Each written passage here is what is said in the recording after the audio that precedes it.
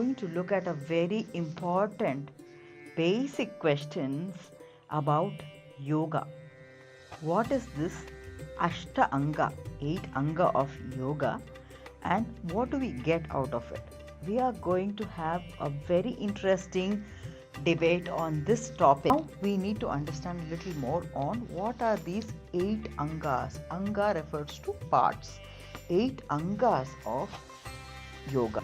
Ashta Angam is a part of yoga, doesn't matter what form of yoga you are following. Then we have Dharana, concentration, Dhyana, meditation, Pratyahara, withdrawal of senses. Who practices this 8 Angas, Ashta Angas of yoga, gets 8 SIDDHIs.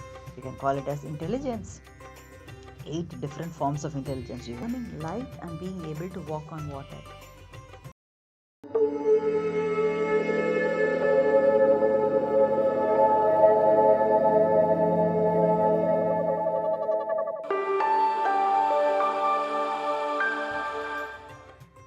Om Namah Shivaya, Om Namo Narayanaya, Jai Shri Ram. Welcome back to the Glay Studios vlog number 18 of Sri Vishnu Sahasranamavali.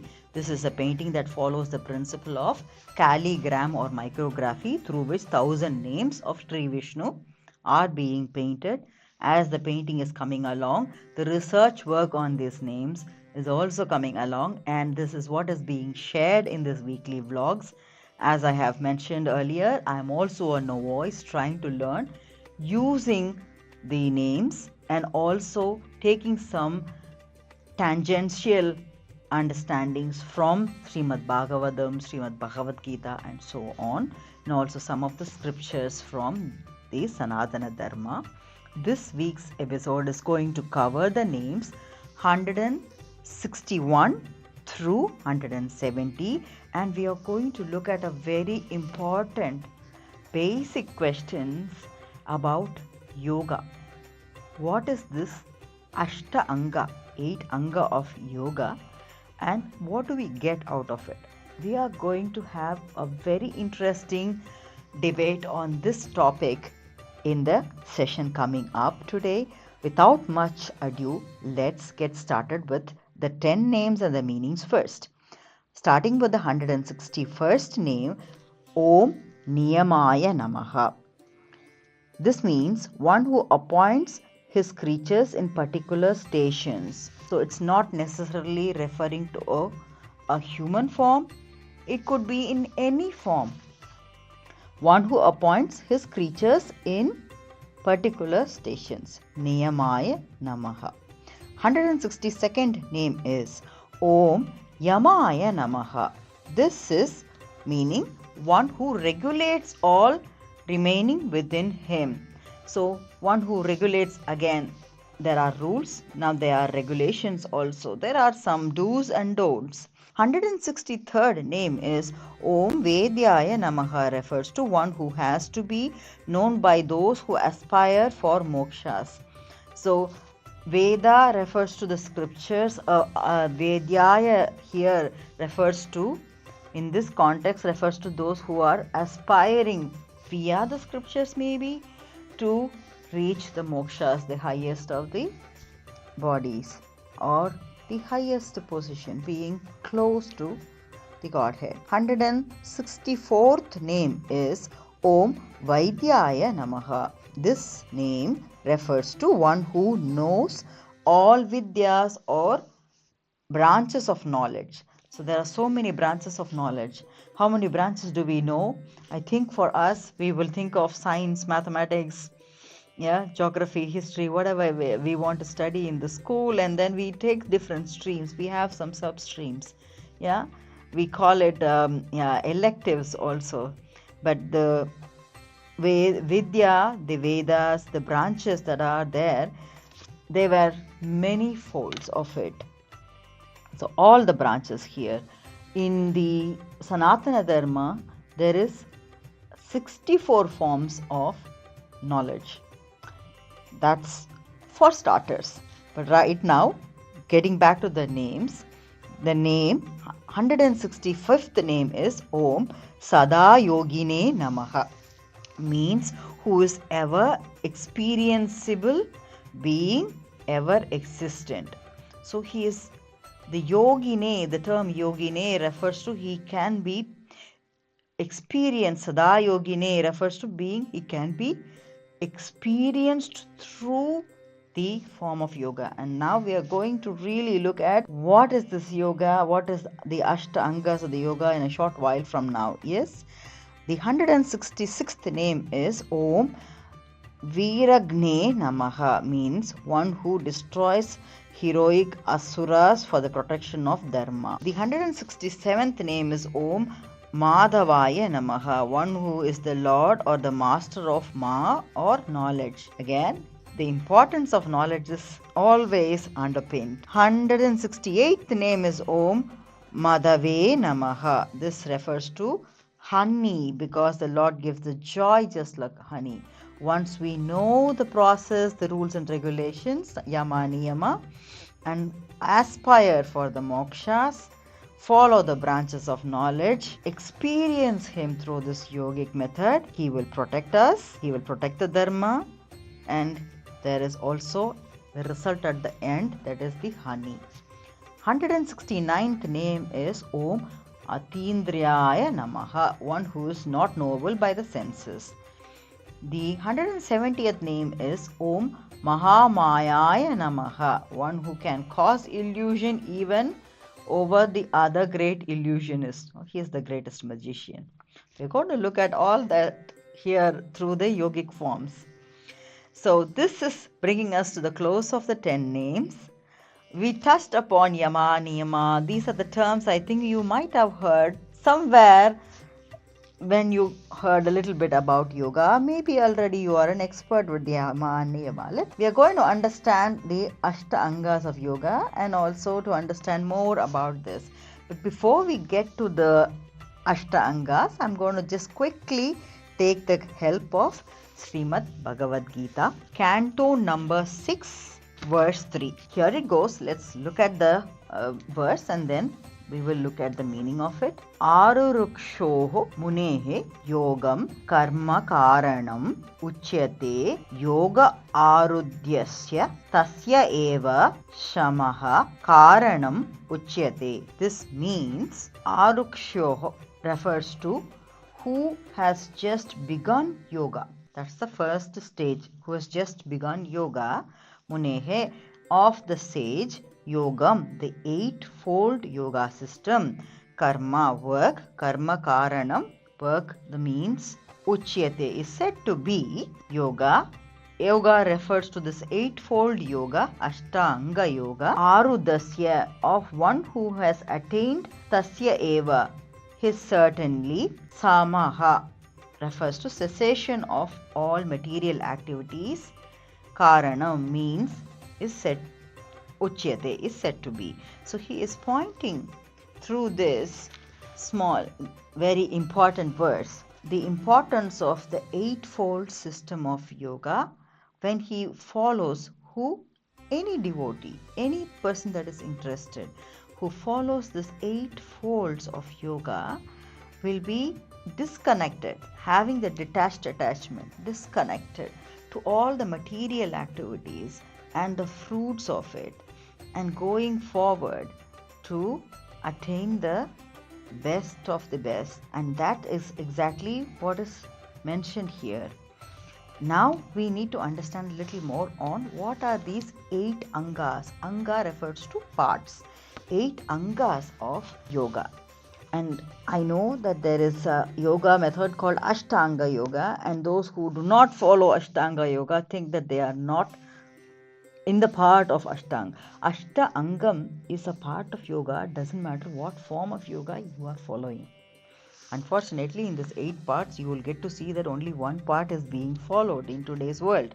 But let's go over it. Yeah. So there are 8 parts. We are going to go over it here.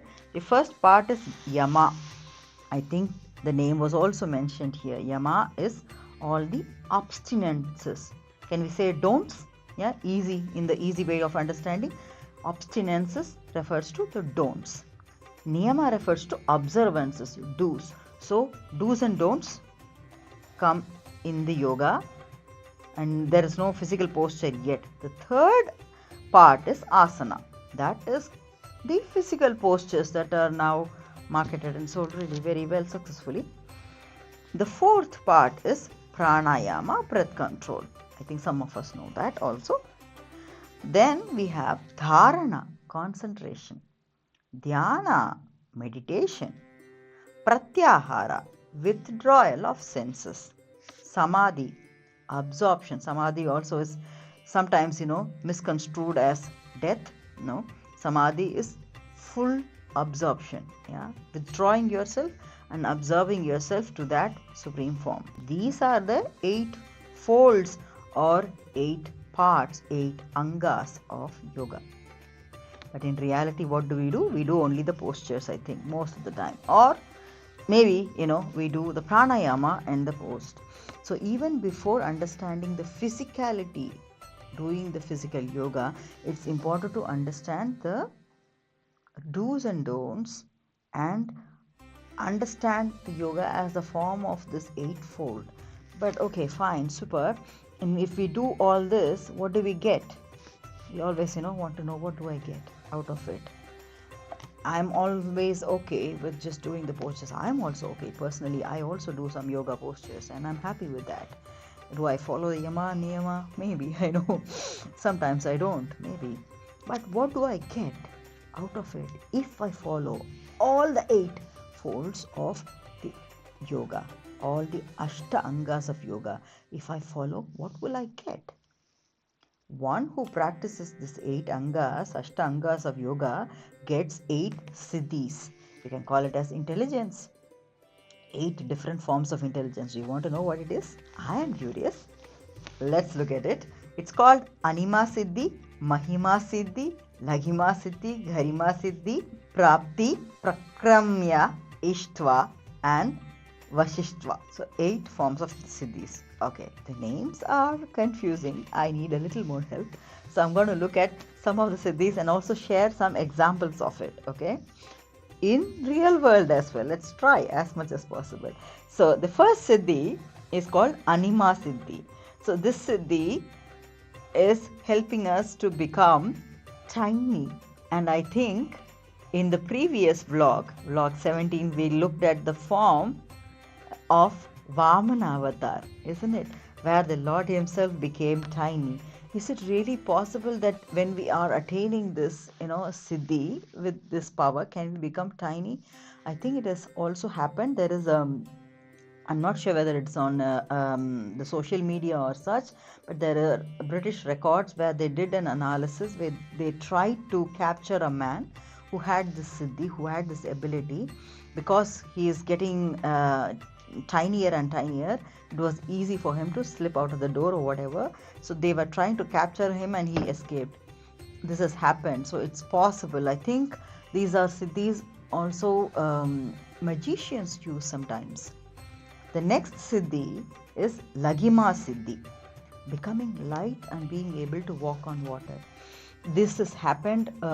I remember this from the storylines of Jesus in Christianity, where he was able to do it. The story where Lord Krishna was born and he had to be taken from one place to another through a huge water body, and at that time this was possible because the waters receded and gave way.